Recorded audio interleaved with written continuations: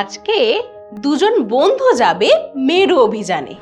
তবে সেটা পৃথিবীর উত্তর বা দক্ষিণ মেরু নয়, একটা দণ্ডচুম্বকের উত্তর আর দক্ষিণ মেরুতে।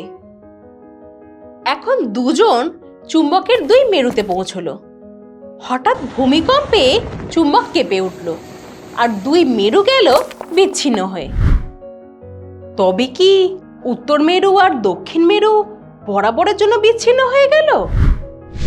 অ্যাকচুয়ালি ভেঙে যাওয়া চুম্বকের বিপরীত দিকে অটোমেটিক্যালি অপোজিট মেরু তৈরি হয়ে যাবে, কারণ চৌম্বক বলরেখা বা ম্যাগনেটিক ফিল্ড লাইন্স সর্বদা ক্লোজড পাথ গঠন করে। আর ক্লোজড পাথ গঠন করা মানেই মিনিমাম দুটো মেরুর দরকার। ফলে ম্যাগনেটকে যতই ব্রেক করা হোক না কেন, কখনোই দুটো মেরু আলাদা করতে পারবে না। অর্থাৎ ম্যাগনেটের ক্ষেত্রে একক মেরু বা মনোপোলের অস্তিত্ব নেই। আচ্ছা, এই দুই মেরু অর্থাৎ দ্বিমেরুর কনসেপ্ট তোমরা ইলেকট্রোস্ট্যাটিক্সে অলরেডি জেনেছো। চলো সেটাই একবার রিক্যাপ করে নিই। দুটো সমমানের বিপরীত আধান কিছুটা ব্যবধানে রাখলে যে সংস্থা পাওয়া যায় তাকে তড়িৎ দ্বিমেরু বা ইলেকট্রিক ডাইপোল বলে। এই ইলেকট্রিক ডাইপোল বা তড়িৎ দ্বিমেরুর জন্য যদি তড়িৎ ক্ষেত্ররেখাগুলো আঁকা হয়, তাহলে দেখো তড়িৎ ক্ষেত্ররেখাগুলো পজিটিভ চার্জ থেকে নেগেটিভ চার্জের দিকে যাচ্ছে। এই তড়িৎ বলরেখাগুলোর মতো চৌম্বক বলরেখাগুলো একদিক থেকে অন্য দিকে যায়। যেমন যদি একটা দণ্ডচুম্বক আর একটা তড়িৎ দ্বিমেরুর জন্য ফিল্ড লাইন্স ড্র করে কম্পেয়ার করা হয়, তাহলে দেখো দণ্ডচুম্বকের বাইরে ম্যাগনেটিক ফিল্ড লাইন্স নর্থ থেকে সাউথ পোলের দিকে যাচ্ছে, ঠিক যেমন তড়িৎ দ্বিমেরুর জন্য electric field lines positive charge থেকে নেগেটিভ চার্জের দিকে যায়। ফলে ম্যাগনেটের নর্থ পোলকে পজিটিভ চার্জ এবং সাউথ পোলকে নেগেটিভ চার্জের অনুরূপ ধরা হয়। আর দণ্ডচুম্বকের দুটো পোল বা মেরুর স্ট্রেংথ যেহেতু সমান, তাই বলা যায় দণ্ডচুম্বকটি দ্বিমেরু বা ডাইপোলের মতো বিহেভ করছে, যা আসলে চৌম্বক দ্বিমেরু বা ম্যাগনেটিক ডাইপোল নামে পরিচিত। এই চৌম্বক দ্বিমেরুকে বোঝানোর জন্য আমরা সাধারণত ছোট দণ্ডচুম্বক বা চুম্বক শলাকা ইউজ করে থাকি। আচ্ছা, এগুলো ছাড়া অন্য কি কিছু আছে যা চৌম্বক দ্বিমেরুর মতো আচরণ করে? হ্যাঁ, ছোট প্রবাহ লুপ। কিন্তু কিভাবে? বিষয়টা আমরা দুভাবে ডিসকাস করব। প্রথমত তড়িৎ দ্বিমেরুর সঙ্গে ম্যাথামেটিক্যালি কম্পেয়ার করে, আর দ্বিতীয়ত থিওরিটিক্যালি। প্রথমে আমরা বিষয়টা ম্যাথামেটিক্যালি আলোচনা করব। ইলেকট্রোস্ট্যাটিক্সে তোমরা পড়েছো কোনো সুষম তড়িৎ ক্ষেত্রে একটি তড়িৎ দ্বিমেরু রাখা হলে তার উপর একটা টর্ক ক্রিয়া করে, আর এই টর্কের রাশিমালা হয় tau equal to P cross E, যেখানে ই তড়িৎ ক্ষেত্র ডিনোট করে এবং পি তড়িৎ দ্বিমেরু ভ্রামক। এই তড়িৎ দ্বিমেরু ভ্রামক কি সেটা মনে আছে? দেখো, কোনো তড়িৎ দ্বিমেরুর একটা আধানের মান এবং আধান দুটোর মধ্যবর্তী দূরত্বের গুণফলই হলো তড়িৎ দ্বিমেরু ভ্রামকের পরিমাণ। এই দ্বিমেরু ভ্রামকের অভিমুখ সর্বদা নেগেটিভ থেকে পজিটিভ চার্জের দিকে হয়। এখন টর্কের ইকুয়েশনটাকে 1 নম্বর দিয়ে রাখলাম। আবার কোনো তড়িৎ দ্বিমেরুর অক্ষের ওপর কোনো বিন্দুতে তড়িৎ ক্ষেত্র E equal to 1/4 epsilon nought 2px by x square minus l square এর হোল স্কোয়ার।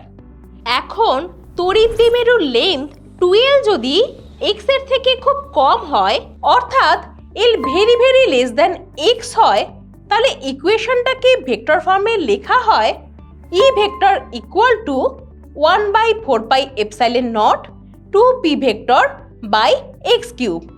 এই ইকুয়েশনটাকে 2 নম্বর ইকুয়েশন ধরা হলো। এখন কারেন্ট লুপ দ্বিমেরুর মতো আচরণ করবে কিনা তা জানতে হবে। তাই এর জন্য উৎপন্ন চৌম্বক ক্ষেত্র আর টর্কের রাশিমালা দুটো রিমাইন্ড করে নেব।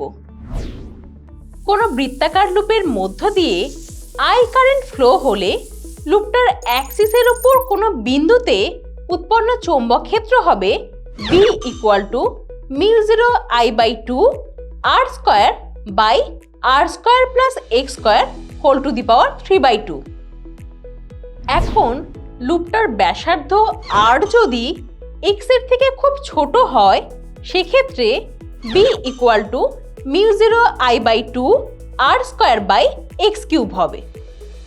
ইকুয়েশনটার ওপর নিচে 2π দিয়ে মাল্টিপ্লাই করে পাই r² এর জায়গায় লুপের ক্ষেত্রফল a লিখলে ইকুয়েশনটার ভেক্টর ফর্ম হয় B = μ0/4π 2i a vector by x³ ইকুয়েশনটাকে 3 নম্বর ডিনোট করলাম।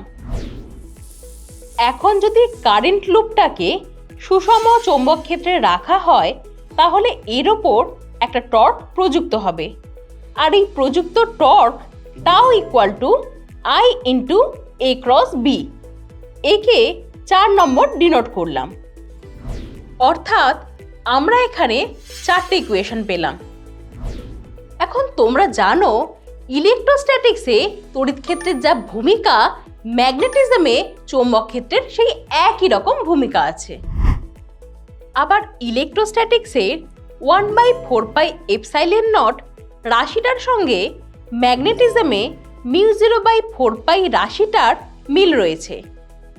তাই 1 নম্বর ও 4 নম্বর এবং 2 নম্বর ও 3 নম্বর ইকুয়েশন কম্পেয়ার করে বলা যায় তড়িৎ দ্বিমেরু ভ্রামক p ভেক্টরের সঙ্গে I a ভেক্টর ইকুইভ্যালেন্ট। তাই ম্যাগনেটিজমে I a ভেক্টর রাশিমালাটাকে চৌম্বক দ্বিমেরু ভ্রামক বা ম্যাগনেটিক ডাইপোল মোমেন্ট বলা হয়। আর এখান থেকে বলা যায় কারেন্ট লুপটি একটি চৌম্বক দ্বিমেরুর মতো আচরণ করে।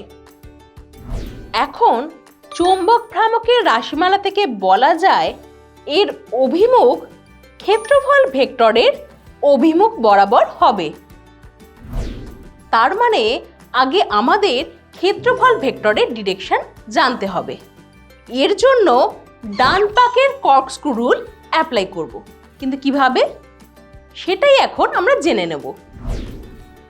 একটা ডান পাকের স্ক্রুকে কারেন্টের ডিরেকশনে রোটেট করানো হলে স্ক্রুটির অগ্রভাগ যেদিকে অগ্রসর হয় সেটাই এরিয়া ভেক্টর বা ক্ষেত্রফল ভেক্টরের অভিমুখ, আর এটাই চৌম্বক ভ্রামকের অভিমুখ নির্দেশ করে। এখন যদি লুপটাতে একটার বদলে n সংখ্যক পাক থাকে সেক্ষেত্রে চৌম্বক ভ্রামক হবে Pm = NIA।